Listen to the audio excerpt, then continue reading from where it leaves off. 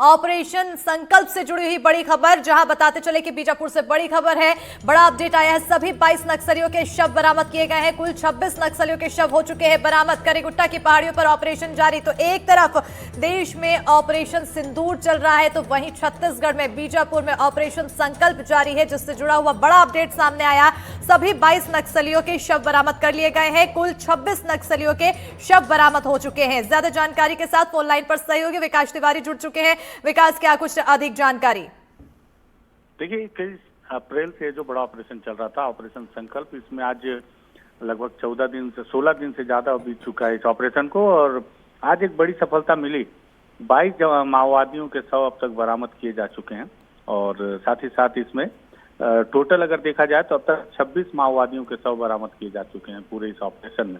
24 अप्रैल को 3 महिला माओवादियों के शव बरामद किए गए थे, जिनकी शिनाख्ती बटालियन के सदस्यों के तौर पे हुई थी, और 8-8 लाख का परिणाम था। उसके बाद 5 मई को एक महिला माओवादी का शव बरामद किया गया, और आज सुबह तड़के से ही एक बड़ी मुठभेड़ हो रही थी माओवादी और जवानों के बीच में। प्रथम प्राथमिक जानकारी के तौर पर पता चला कि पहले 6 माओवादी मारे जा चुके हैं, और धीरे धीरे आंकड़ा बढ़ते हुए 6 से 18 और 18 से 22 तक हो चुका है। ऑपरेशन अभी भी चल रहा है, लेकिन मारे गए माओवादियों में 22 माओवादियों के शव बरामद कर लिए। बिल्कुल, कहीं ना कहीं एक बड़ी सफलता मिली है, और क्योंकि 14 से 15 दिन हो चुके हैं, 16वां दिन है, और ऐसे में 16वें दिन जब 22 माओवादियों के शव बरामद किए गए, आखिर अब ये ऑपरेशन किस गति से और आगे बढ़ रहा है? देखिए, जो प्राथमिकता है जवानों की, वो प्राथमिकता है कि करेगुट्टा की पहाड़ियों को अपने कब्जे में लिया जाए। बड़ी संख्या में वहाँ माओवादियों की उपस्थिति की सूचना थी। जिस तरह से मौके से जो सामान बरामद किए जा रहे हैं, उसे देखकर भी इस बात से अंदाजा लगाया जा सकता है बिल्कुल, वाकई में माओवादी वहाँ पर एक बड़ा पनाहगार उन्होंने तैयार कर रखा था, और सुरक्षित पनाहगार। बिल्कुल, वो जो पनाहगार था उसे अब ध्वस्त करने की कोशिश लगातार की जा रही है, और ऐसे में लगातार ऑपरेशन संकल्प चल रहा है। बहुत शुक्रिया विकास तमाम जानकारी देने के लिए। तो जिस तरह से हमने तस्वीरें दिखाई ऑपरेशन संकल्प की, तस्वीरें दिखाएंगे ऑपरेशन सिंदूर से जुड़ी हुई भी। तो देखिए, हमारे सहयोगी भी लगातार बने हुए हैं हमारे साथ। निहारिका बनी हुई है, संजीव बने हुए हैं, और हमारे सहयोगी नीलेश बने हुए हैं दुर्ग से। दुर्ग में भी मॉक ड्रिल होनी है। नीलेश, 7 मई बेहद ही यादगार दिन होने वाला है। एक तरफ ऑपरेशन सिंदूर किया गया, और वहीं दूसरी तरफ छत्तीसगढ़ में भी ऑपरेशन संकल्प को लेकर 22 नक्सलियों के शव बरामद किए गए। इसको भी एक गति मिलती हुई दिखाई दे रही है। वहीं मॉक ड्रिल भी। नीलेश,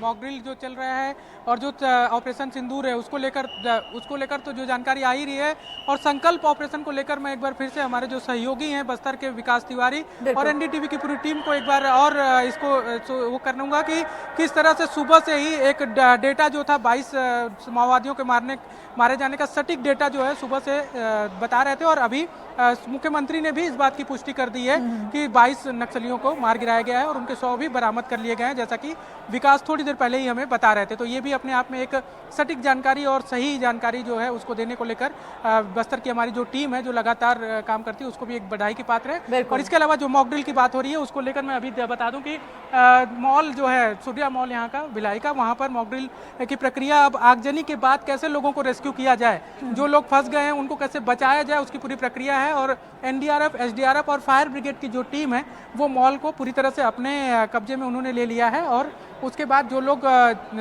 वहाँ पर फंसे हो सकते हैं वैसी संभावना आशंका वाले लोगों को बचाकर बाहर लाने की कवायद भी की जा रही है। कुछ लोग अगर प्रभावित हैं तो उनको स्ट्रेचर पर बाहर लेकर जाया जा रहा है। यानी कि पूरी तरह से अगर वाकई कोई घटना हो जाती है तो क्या किया जाना चाहिए, किस तरह किया जाना चाहिए, कितनी सावधानी बरतनी चाहिए, कितनी सुरक्षागत दृष्टि से क्या मापदंड होने चाहिए, वो पूरा उसको फॉलो किया जा रहा है, और उसके बाद वहाँ से लोगों को बाहर सुरक्षित निकालने की कवायद की जा रही है। यानी कि पूरी तैयारी जिसकी बात कही जा रही थी कि पूरी तरह से तैयार है हमारा शहर, हमारा प्रदेश, उसको लेकर एक जो प्रमाण है उसको दिया भी जा रहा है, और उसका एक बोलना चाहिए उदाहरण पेश किया जा रहा है कि लगातार जो लोग फंसे, देखिए तस्वीरों में नजर आ रहा होगा कि कैसे उनको बाहर भेजा जा रहा है, सुरक्षित बाहर निकालने की कवायद की जा रही है। नीलेश, सायरन की आवाज सुनाई दे रही है, जो स्थिति बनती है उस स्थिति में किस तरह से कदम उठाना चाहिए ये भी दिखाई दे रहा है। जो लोग वहां पर मौजूद है, मैं चाहूंगी उनसे एक बार बात करके जानने की कोशिश करें कि आखिर वो क्या समझते हैं मॉक ड्रिल को लेकर, क्या कुछ सीख पा रहे हैं और कितना अलग अनुभव।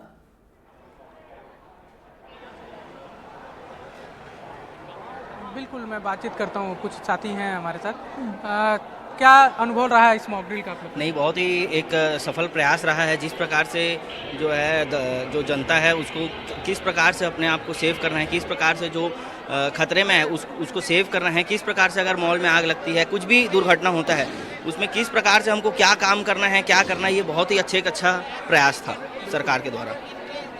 लोगों से जो यही कहना है इन लोग का कि जिनको नहीं भी पता था उनके लिए भी एक अच्छे अनुभव की तरह रहा कि जो मॉक ड्रिल हुआ उसमें ऐसी कोई भी परिस्थिति ऐसा नहीं है कि हमला ही हो। कई बार आगजनी की घटनाएं हो जाती हैं, कई बार कुछ दूसरी तरह की आपदा आ जाती है। वैसी परिस्थिति में भी कैसे वो बच सकें, किस तरह से बच सकें, वो जो प्रशिक्षण दिया गया वो अपने आप में इनके लिए काफ़ी फायदेमंद हो सकता है, ऐसा इनका कहना है। कुछ और लोगों से भी बातचीत करने का कोशिश करते हैं। हमारी कोशिश है कि जो आम लोग हैं उनसे बातचीत किया जाए। प्रवीण, एक मैम आपका क्या नाम है? अंकिता। आप मॉल में घूमने के लिए आई थी? नहीं, मेरी शॉप है यहाँ। अच्छा, शॉप है। पहले से पता था कि यहाँ मॉक ड्रिल होने वाला है? हाँ, आज मॉर्निंग में ही पता चला हम लोग को। जो चीज़ें कही जा रही हैं वो कितना आप अपने आप के लिए सुरक्षित मानती कि ऐसा होने से क्या फ़ायदा है? मैं तो भाई यहाँ मॉल में तो मैं मानती ही हूँ, और इतनी सारी यहाँ पे हमारे ऑफिसर्स हैं, ठीक है, पुलिस वाले हैं, हम उनकी क्या सीखने मिला इस मॉक ड्रिल से आपको? यही कि कभी भी अचानक से कभी भी हमला हो सकता है और अपने आप को कभी भी ऐसी परिस्थिति आ सकती है, हमला ही नहीं, कोई भी ऐसी परिस्थिति आ जाए तो हम लोग बच सकते हैं उससे। वो अभी हमारे सर मैम जितने भी हैं वो हम लोग को बताएंगे अभी हम लोग कैसे बच सकते हैं। आप भी यहीं पे काम करते हैं? क्या अनुभव रहा आपका?